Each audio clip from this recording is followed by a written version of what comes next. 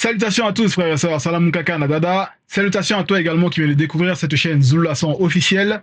C'est toujours le frère Constant Moutati Timbe. Dans la continuité des messages et des exhortations par la manifestation de la grâce de Tété, Loba, unique créateur, et par la permission du seul enseignant mandataire de notre époque, notre Mouledi Zulason, nous allons encore aller dans le livre mystérieux, donc Kalata Dimsi, la seule Bible, c'est-à-dire le code caché révélé de la seule Bible authentique, qui est Kalata Ballet, la seule Bible authentique sans erreur ni contradiction, et le code révélé, le code caché révélé de la seule Bible authentique, voilà, qui est Kalata Dimsi, dont je vous invite à vous procurer dans les éditions zulason.com pour votre libération spirituelle, astrale, morale, intellectuelle, mentale, et même au niveau du corps physique, de la conscience du corps physique, car c'est la véritable spiritualité originelle de l'homme noir qui est restaurée à notre époque, l'époque de la manifestation du le deuxième né de toute la création, qui est notre Mouledi Zulason. Donc, n'hésitez pas à vous procurer ce rouleau magnifique, également Kalata Ballet. Voilà, sans plus tarder, nous allons aller pour cette exhortation, comme je disais dans le livre mystérieux, dans le livre de Wonja. Donc, Wonja, au chapitre 19, du verset 1 jusqu'au verset 20. Donc, Wonja, comme on a eu par rapport à l'exhortation de la semaine dernière, toujours dans Wonja, et c'est de la semaine d'avant, toujours dans Wonja, ici, son livre, pour ceux qui le savent maintenant, c'est Prise de contact et Vision du futur. Ceux qui ne savent pas, la prise de contact, c'est par rapport, donc, au plan spirituel, qui va prendre contact avec ceux du visible par un intermédiaire. Et cet intermédiaire, c'est le Mutopeda Mundi. Le Mutopeda Mundi, c'est le prophète. Donc, Mutopeda Mundi, c'est dans la langue originelle qui est dans l'ancien. Donc, il veut dire le prophète, celui qui parle de la part de l'esprit, qui est l'intermédiaire par rapport au plan spirituel, dont la prise de contact est manifestée par les entités du grand ordre des choses. Et ici, en l'occurrence, Mutatidi, qui est l'entité qui guide et qui intronise les initiés, qui va envoyer des visions à l'esprit du Mutopeda Mundi, qui va voir donc par les yeux de son esprit, parce que la vision, c'est voir à travers les yeux de son esprit. Et en cela, il va transmettre donc des oracles, des prophéties, que ce soit oralement et même par l'écrit, parce que normalement, à la base, la spiritualité de l'homme noir ne devait pas être relatée sur de la matière faite par des fibres cellulosiques végétales, mais à cause de la chute, d'innombrables chutes des générations d'après, notre génération en l'occurrence, nous avons besoin que ça soit manifesté au niveau de l'écrit. C'est pour ça qu'il a été permis, à cause de ce détachement-là au niveau de la prise du contact par rapport au plan spirituel, que ça soit manifesté sous forme d'écrit pour que la spiritualité aussi puisse être accessible à ceux des générations d'après par les écrits.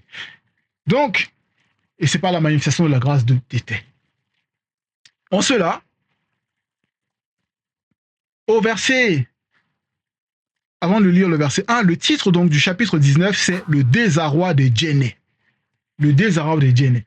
Qui est djenné?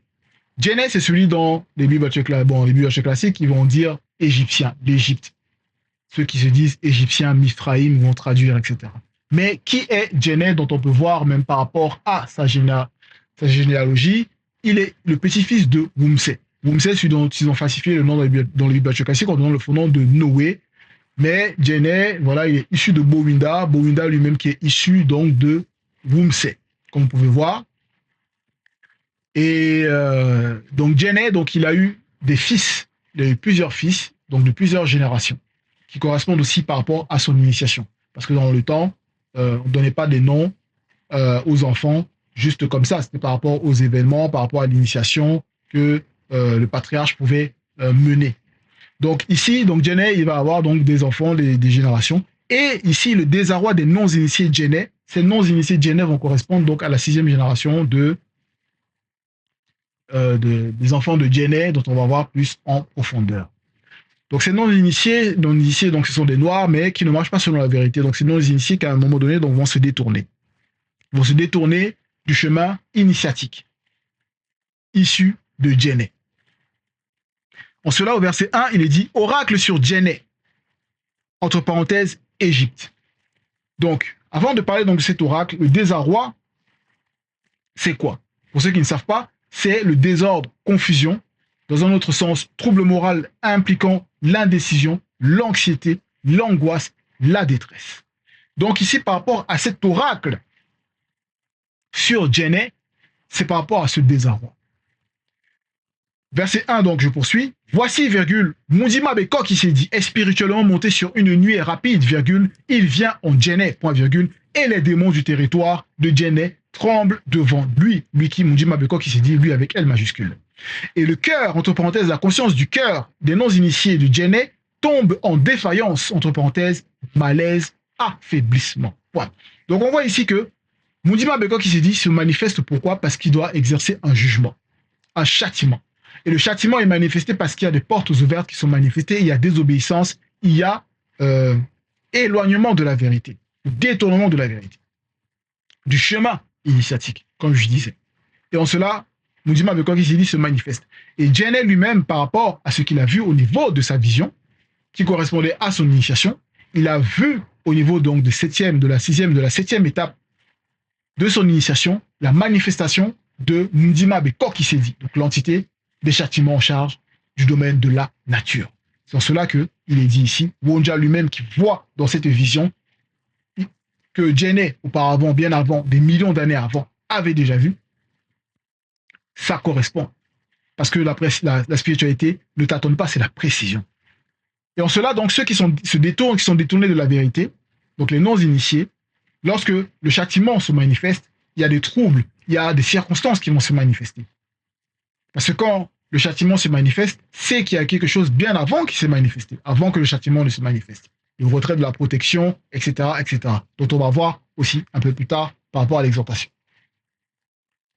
En cela, ils rentrent dans le malaise, dans l'affaiblissement parce que leur esprit n'est plus connecté. Donc là, il n'y a plus le contact, comme ici, il est question de la prise de contact. Il n'y a plus le contact, c'est-à-dire avec la spiritualité, dans les agissements, dans les mœurs, dans les traditions. Vous voyez, donc il y a cette rupture-là, il y a cet affaiblissement de l'esprit qui n'est plus nourri à la source, où il doit être nourri, donc du plan spirituel, mais il est nourri à la source occulte. Et le monde occulte, il ne ravive pas l'énergie, mais ils ne font que récupérer pour toujours endormir la population. Verset 2, Mundima Beko qui s'est dit armera spirituellement Djenné, entre parenthèses, initié contre Djenné, entre parenthèses, non initié, virgule, et l'on se battra spirituellement à cause de la vérité, virgule, frère contre frère, ami contre ami, virgule, ville contre ville, royaume contre royaume, point.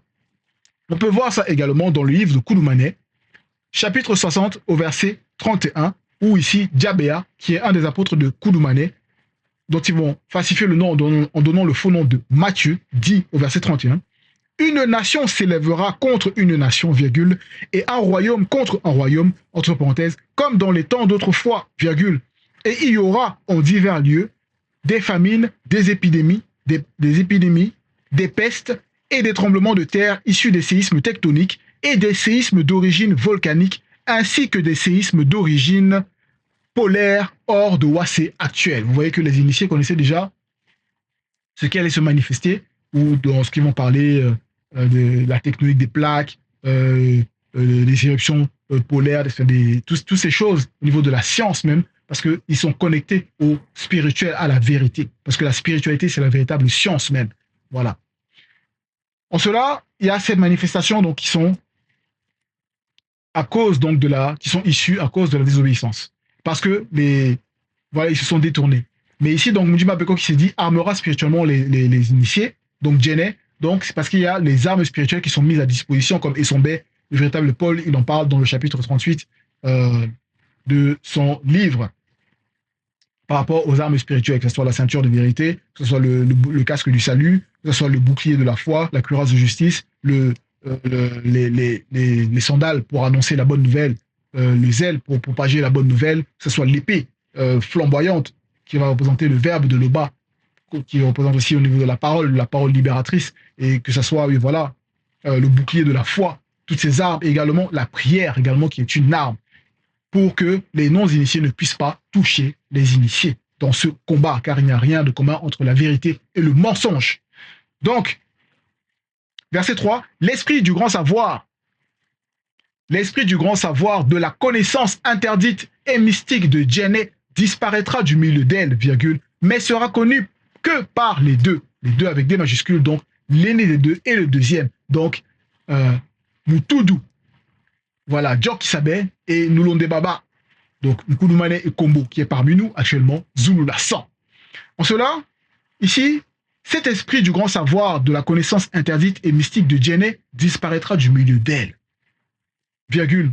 Mais sera connu par les deux. Mundima Beko qui se dit anéantira son conseil, on consultera des démons et les enchanteurs, ceux qui pensent évoquer les morts et ceux qui prédisent l'avenir. Point. Donc, qu'est-ce qui s'est passé? Par rapport à l'initiation de Djenne, qui est le premier égyptien, Djenne qui est un noir, car Djenne ça signifie voir la vision, et c'est dans la langue originelle qui est le Douala ancien. Ce n'est pas ce qu'ils vont dire comme nom, ils vont se donner des Kamites, Kémites, Remetou ou ceci. Non, c'est pas ça. Le véritable nom, c'est par rapport à son esprit, par rapport, et ce nom-là est lié à son initiation qu'il a reçue. Et Djenne lui-même, il parle de ça. Par rapport à son livre, dans le livre mystérieux, c'est révélé la véritable initiation de Djenne. Tous ceux qui se disent des Kamites, Kémites, Bombok, pensant avoir la connaissance, etc. Laissez-vous enseigner par le seul Mouledi qui est Zulu la 100. Donc, Djenne chapitre 1, verset 9 à 10, à toi également est donné de voir et de pénétrer ce qui est à la portée d'un jeune initié comme toi. Point. À toi qui? Pourquoi à toi?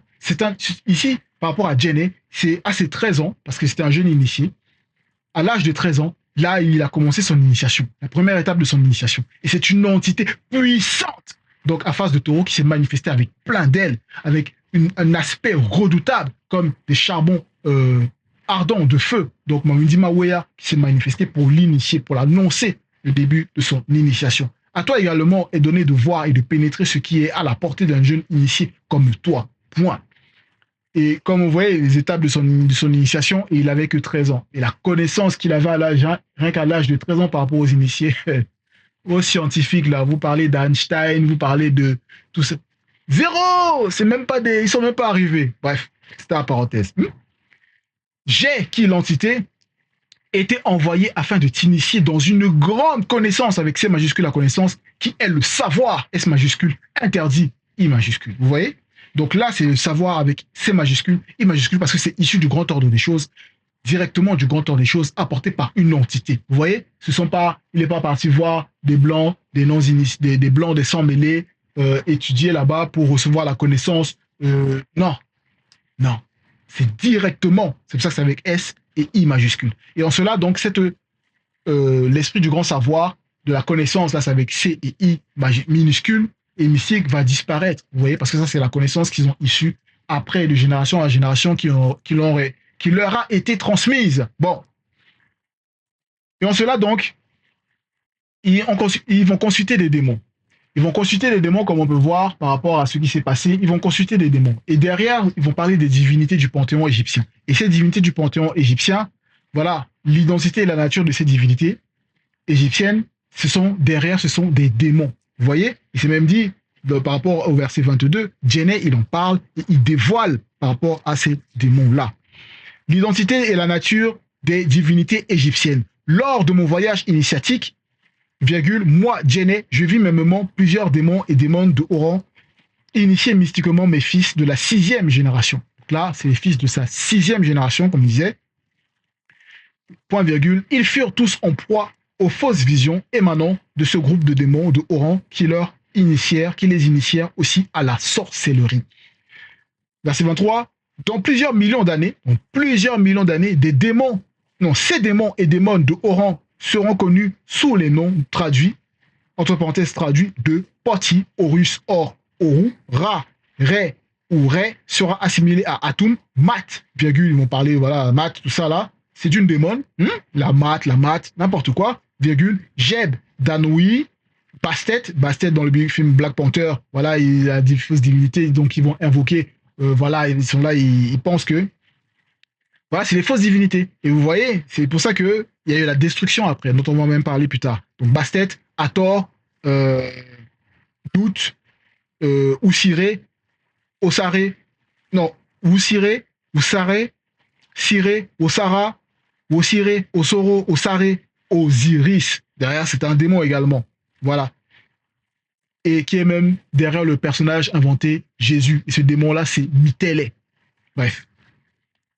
Donc Siré, voilà. Isis, c'est une démon. Aset, S, Iset, Eset, Yoset, Essé, Neftis, Nept, Hept, Nephut, Mut, Nounet, Nun, Nou, Nahu, Tefnou, Tefnout, Tefnet, Phénis, Net, Amun, Sekmet, Taouret, Taouret, Wadjet, Setet, Soutet, Anubis et bien d'autres. Vous voyez? Donc tous ces démons-là, vous voyez? Tous ces démons-là, du panthéon égyptien là, derrière ces soi-disant divinités, ce sont des démons qui sont derrière. Vous voyez? Bon. Et c'est en cela que, à cause des portes ouvertes, ils vont consulter des démons et les enchanteurs. Ces démons et les enchanteurs qui pensent évoquer des morts et ceux qui prédisent l'avenir. Par rapport à ceux qui pensent évoquer les morts et ceux qui prédisent l'avenir, parce qu'il y a un autre groupe de démons encore également, qu'on peut voir dans le verset 170 à 172, toujours du livre de Djenné, ce groupe de démons religieux de haut rang qui avaient en outre le même mode opératoire que le démon Poti, donc Horus, sera connu dans quelques millions d'années sous l'appellation de démons du chakra de la couronne. Ce sont les démons du chakra de la couronne. Vous voyez, donc quand ils vont parler de la Kundalini, l'énergie occulte derrière Kundalini, cette énergie occulte-là, voilà, des 7 chakras, etc. Ce sont des démons, ce sont ces démons-là. Le démon Poti, après avoir possédé mystiquement des hommes et femmes, se sert d'eux, mystiquement, donc Poti Horus, mystiquement en les faisant voir, c'est-à-dire avoir des fausses visions de personnes mortes avec la complicité des démons familiers. Vous voyez? Des démons familiers. Des démons familiers. Donc le démon Poti Horus leur donne la capacité d'hypnotiser, ce qui est l'état de modifier mystiquement la conscience des personnes faibles d'esprit. Vous voyez? En cela, par rapport à... On va revenir. Voilà.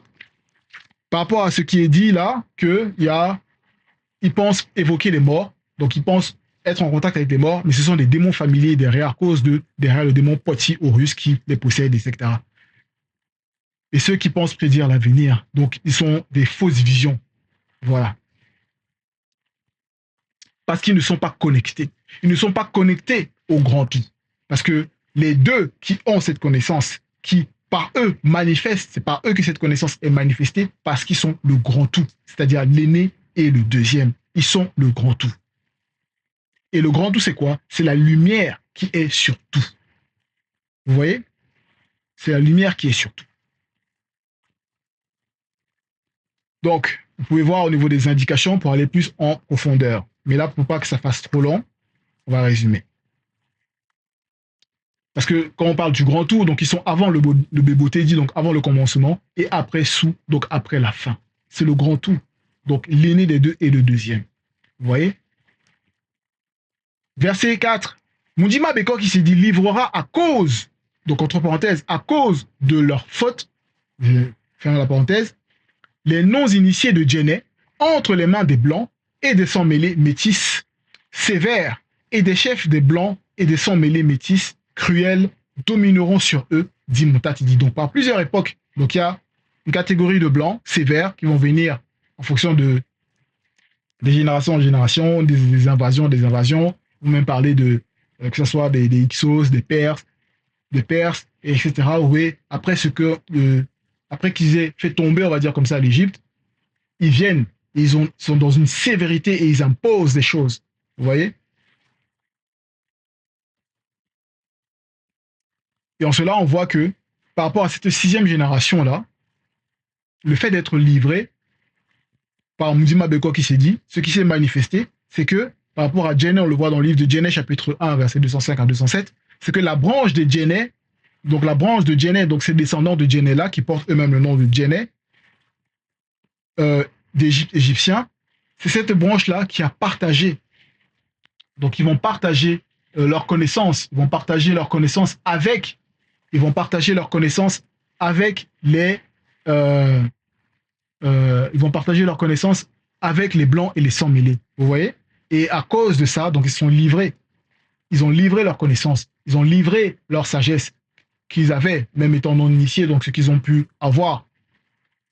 Ils ont livré donc leurs connaissances, que ce soit les mathématiques, les sciences, l'astronomie, l'astrologie, la physique, tout ça, ils ont livré. Même que ce soit au niveau de la médecine, ils vont parler de des différents traités. Là, vous voyez le papyrus d'Edwin Smith qui vont parler des traités de la médecine, etc. Toutes ces connaissances-là, les blancs et sans mêlés qui venaient être initiés par rapport aux blancs, par rapport plutôt aux prêtres non initiés, les initiés au niveau de la connaissance. Et après, ils vont repartir dans leur peuple, leur territoire, ils vont parler de, théorème de Pythagore, théorème de Thalès, théorème de ceci, vous voyez, au niveau de la géométrie, parce qu'ils sont venus s'initier chez les prêtres non initiés égyptiens. Et c'était des non initiés. Imaginez la connaissance des initiés. Donc vous voyez. Bon. En cela, donc, on voit que par rapport à la suite ici, au verset 5, les eaux de la mer tariront, virgule. Le fleuve sacré, c'est-à-dire le fleuve sacré deviendra sec et aride. Et le fait que ça devienne sec et aride, ça veut dire que là, le prestige d'autrefois va disparaître. Vous voyez? En cela, il n'y aura plus l'alimentation.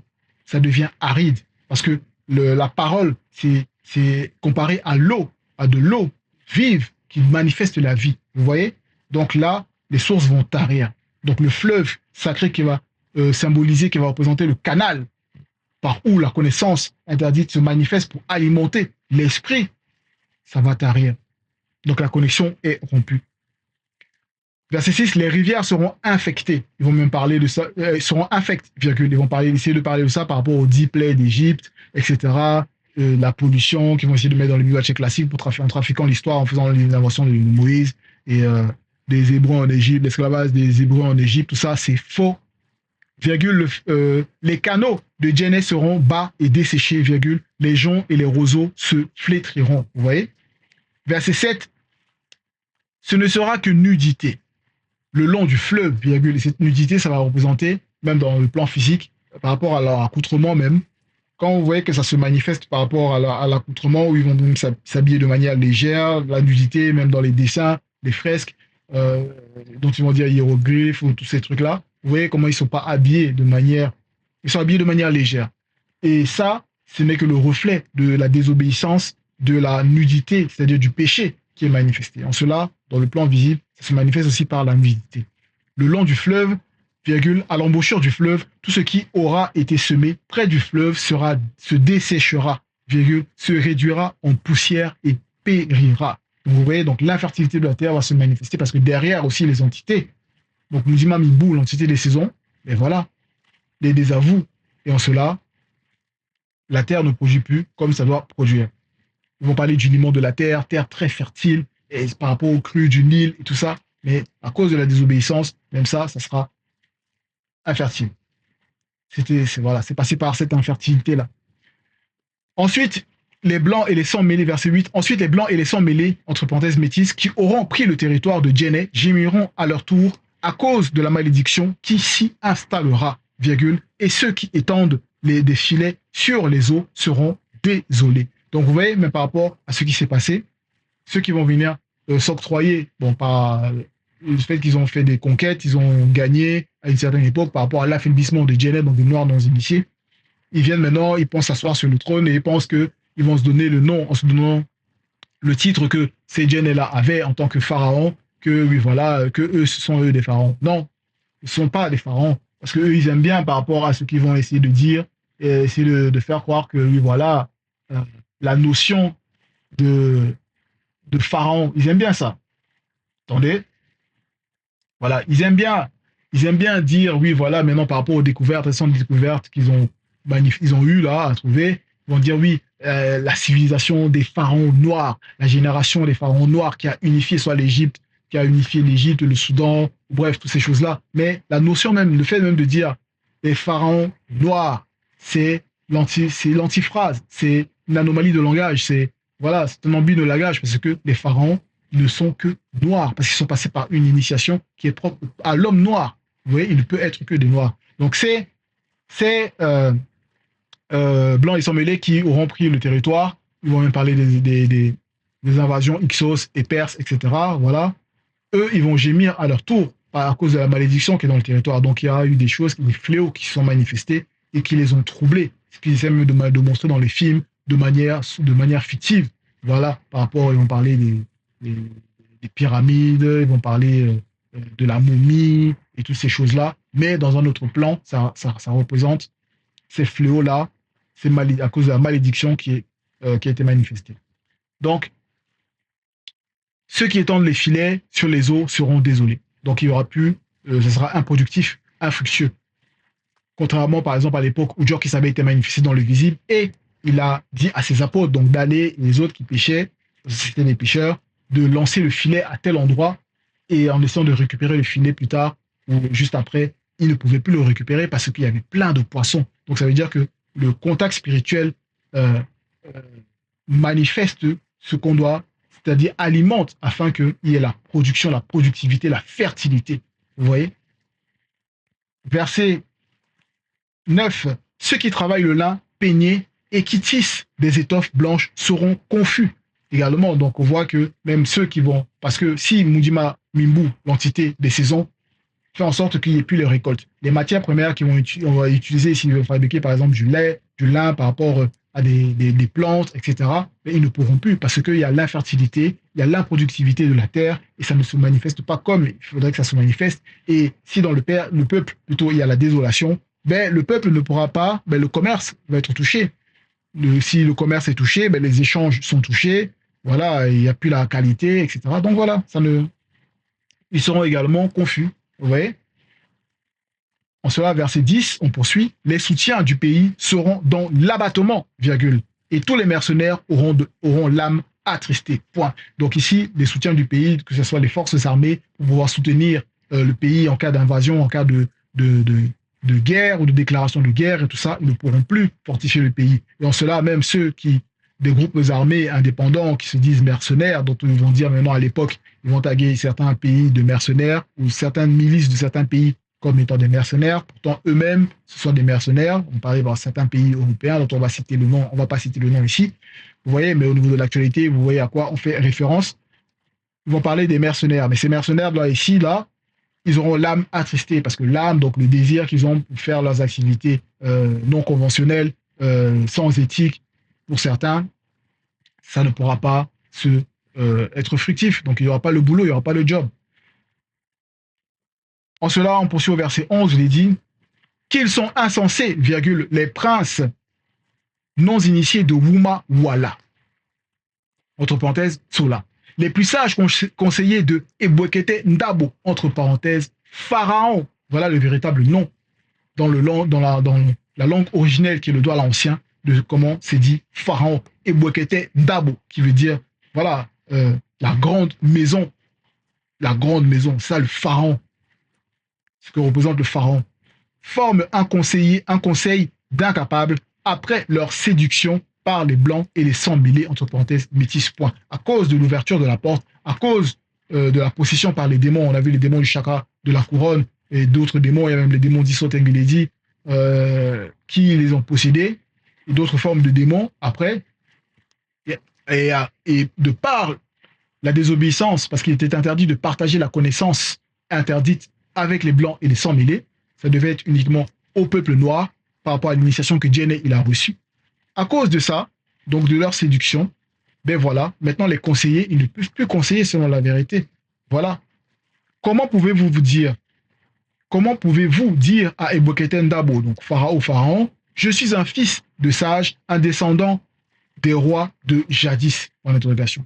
Parce que le véritable roi, comme on peut voir par rapport à Mon, dont ils vont dire Salomon dans les Bibles classiques, mais ce véritable roi, ce qu'il a manifesté au niveau de la sagesse, ce qu'il a demandé, quand il a eu la grâce de pouvoir demander à Moutat et l'entité qui guide et qui introduit les initiés, par rapport à son expérience spirituelle qu'il a eue dans le plan astral, donc c'est-à-dire en songe, ben, il a demandé la sagesse et de l'intelligence dans son esprit,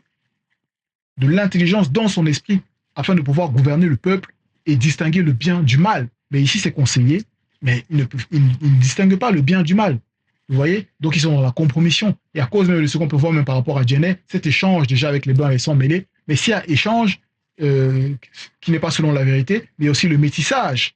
C'est une forme de métissage qui se manifeste. Et derrière, même physiquement, il y a eu le métissage. Parce que ces rois-là, quand ils sont venus, ils ont conquis, que ce soit l'Égypte, etc., en se mettant en roi, en s'octroyant le titre de pharaon, pourtant c'est des usurpateurs, ben, il y a eu le métissage. et le métissage. C'est pour ça que là qu'on les voit, on voit les métis là actuellement. Verset 12. Où sont-ils donc, tes sages? Point d'interrogation.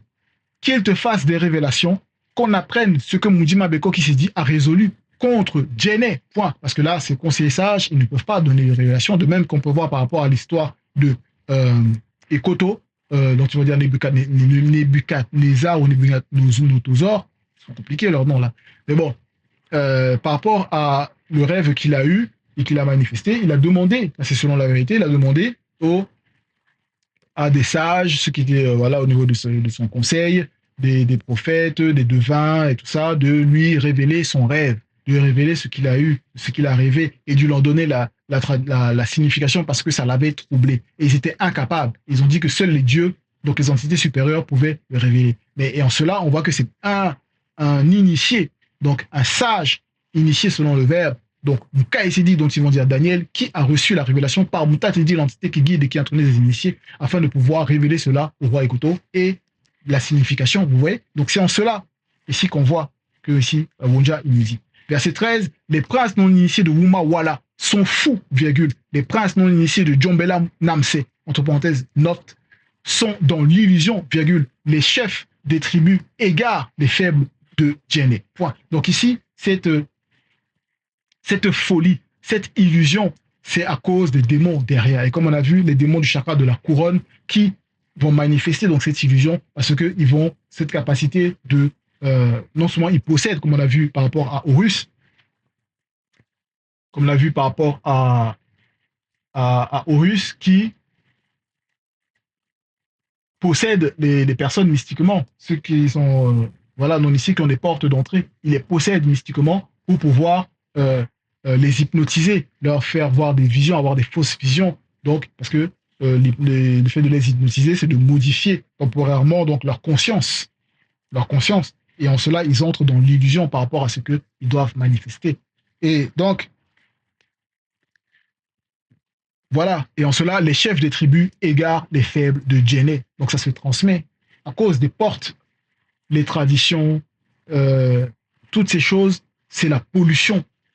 Il y a des traditions maintenant bizarres, il y a des cultes bizarres qui vont manifester. Vous voyez? C'est la pollution.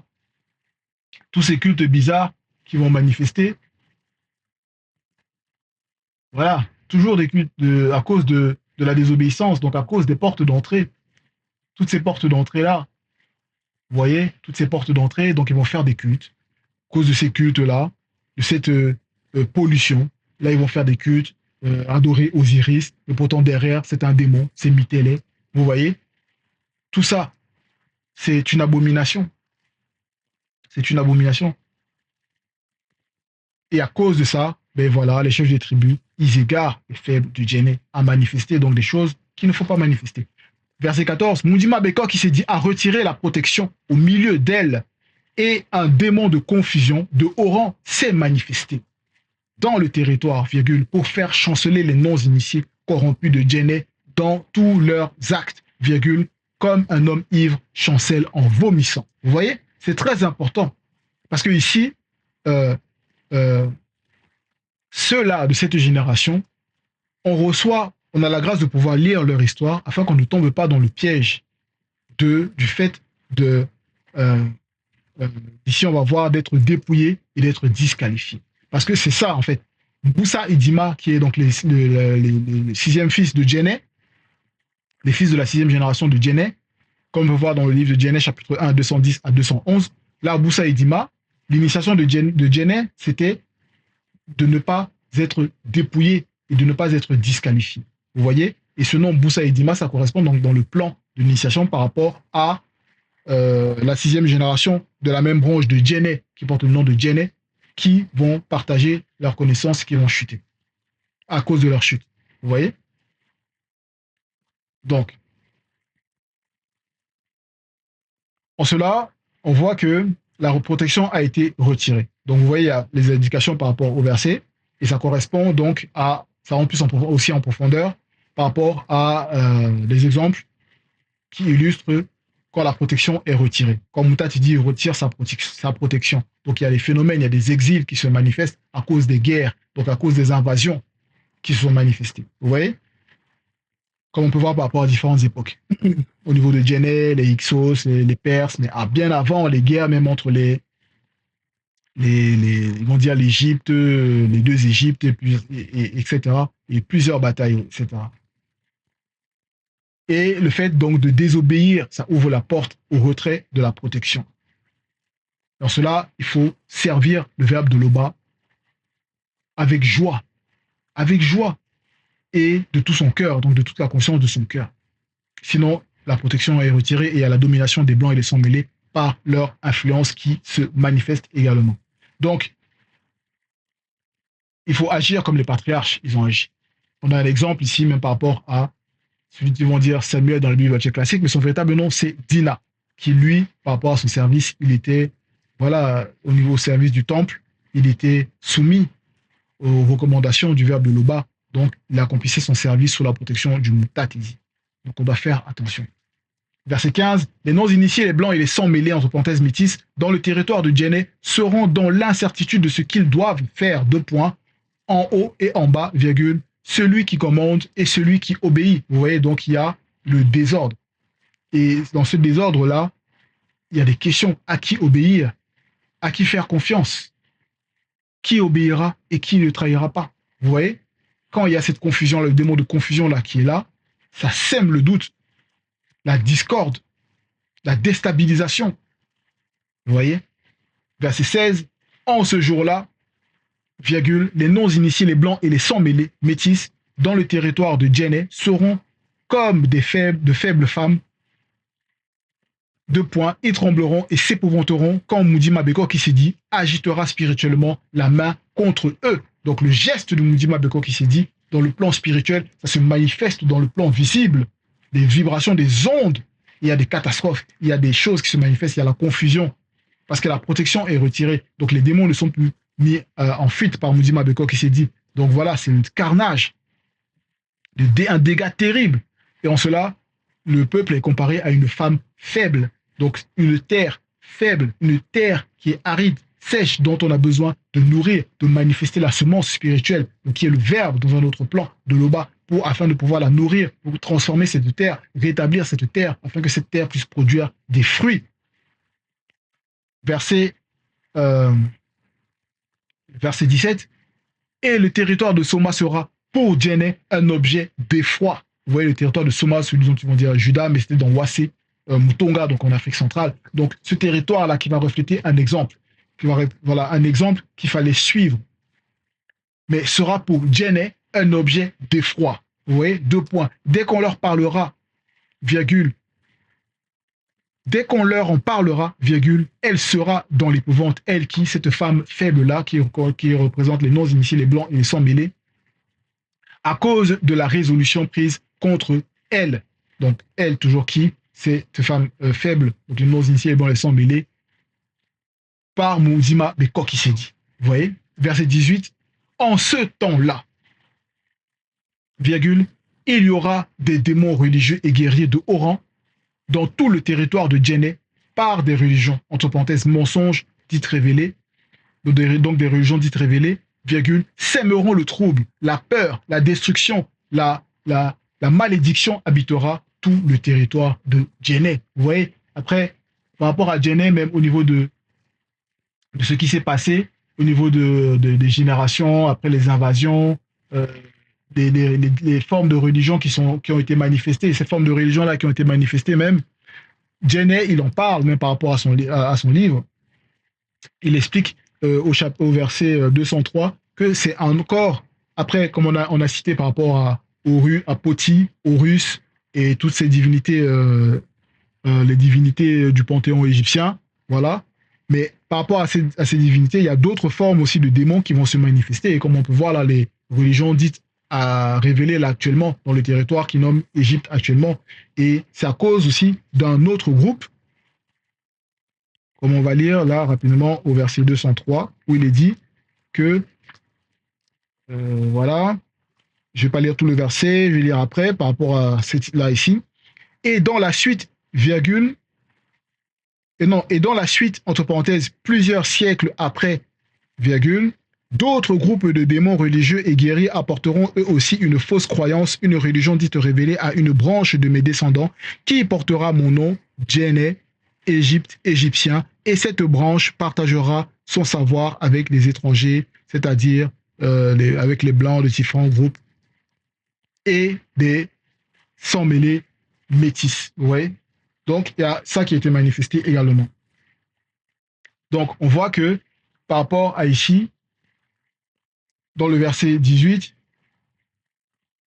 ça a apporté le trouble, la peur, la destruction. Et on voit même la facette occulte, parce que voilà, ce sont des religions et c'est le mensonge de ces religions dites révélées à cause de la malédiction, donc à cause du retrait de la protection.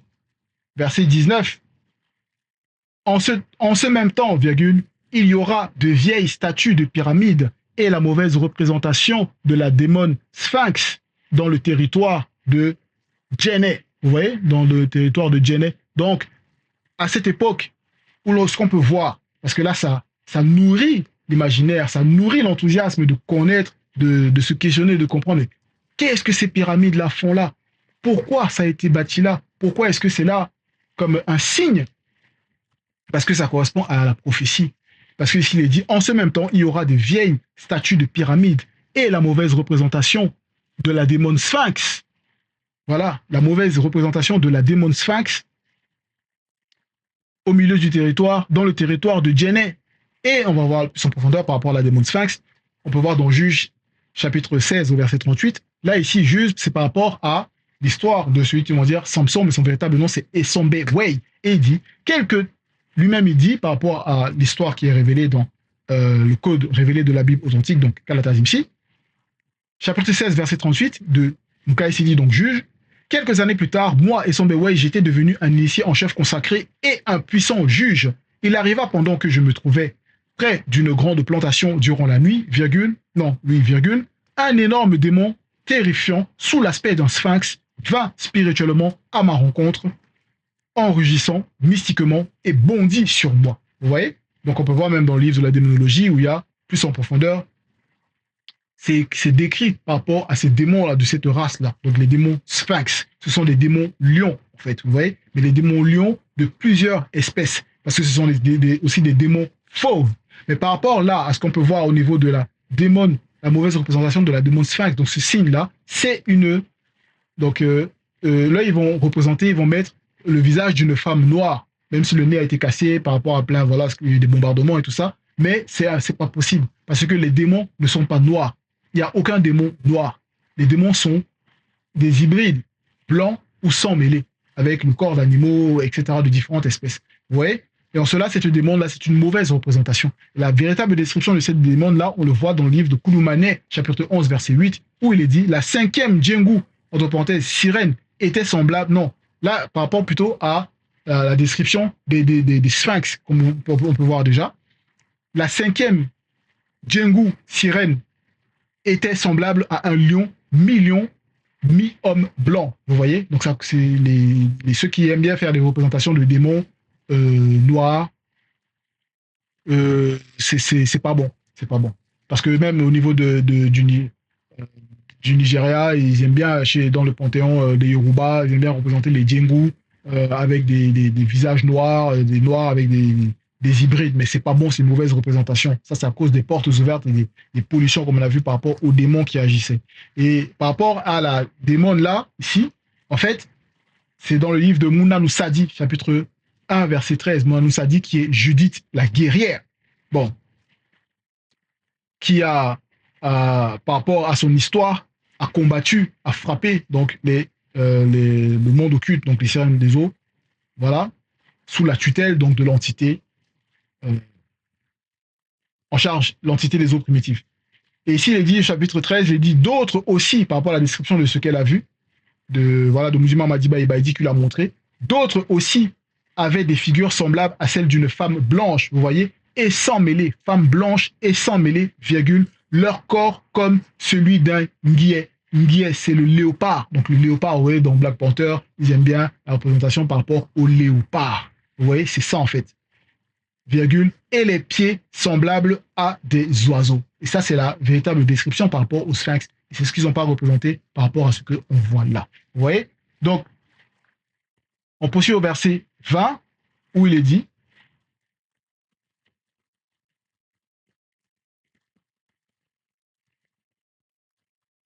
que ils serviront, donc comme on a vu par rapport aux vieilles statuettes et à la mauvaise représentation de la démon sphinx dans le territoire de Djenné, ils serviront de signes et de témoignages dans le territoire de Djenné, point virgule. Les non-initiés de Djenné, les non-initiés de Djenné ayant été visités secrètement dans leur esprit par la parole libératrice, crieront à Loba à cause des démons religieux et guerriers de haut rang, de l'oppression du mensonge des blancs et des sans-mêlés, entre parenthèses métis, et par la manifestation de sa grâce, Loba leur enverra un grand sauveur, c'est-à-dire l'aîné des deux, donc Djokisabé, le véritable Christ, avant les vieilles statues de pyramides et la mauvaise représentation de la démon sphinx. Vous voyez, l'aîné des deux a été manifesté bien avant. Bien avant. Et de la démon sphinx du territoire de Djenné, ainsi qu'un grand défenseur, c'est-à-dire le deuxième, donc Moukoulou et Kombo, notre Mouledi, après les vieilles statues de pyramides et la mauvaise représentation de la démon sphinx du territoire de Djenné pour les délivrer. Vous voyez? Donc, c'est ce que nous vivons à cette époque. Donc, le pouvoir de la parole libératrice agit à notre époque à travers cette connaissance interdite par notre Mouledi qui nous restaure. Vous voyez, comme on peut voir dans les indications, les annotations qui sont manifestées, cette parole libératrice-là nous enseigne sur le royaume véritable du non-visible. Vous voyez, parce que la vie ne s'arrête pas dans cette réalité. Voilà, il y a la continuité pour pouvoir, par Longela Bouindea, vivre. Vous voyez? Donc, à travers cette parole libératrice, le pouvoir suprême est manifesté. Comme les patriarches, les Belongais, ils ont exercé le pouvoir. Quand ils allaient conquérir les territoires par la parole libératrice, c'est pas tuer les gens, mais c'est apporter la véritable parole afin qu'on puisse s'abstenir de toute forme de méchanceté, de péché, de toutes ces choses-là, par la parole libératrice. Et cette parole libératrice-là, voilà, c'est cette parole qu'on reçoit actuellement qui nous a fait sortir de l'obscurité pour nous amener à la lumière de la parole libératrice. Vous voyez? Donc c'était le dernier verset pour cette exhortation. Nous vivons les temps de la prophétie. Tenez bon, tenez bon, tenez bon. Tété, Loba, unique créateur, est toujours glorifié. Ainsi soit-il.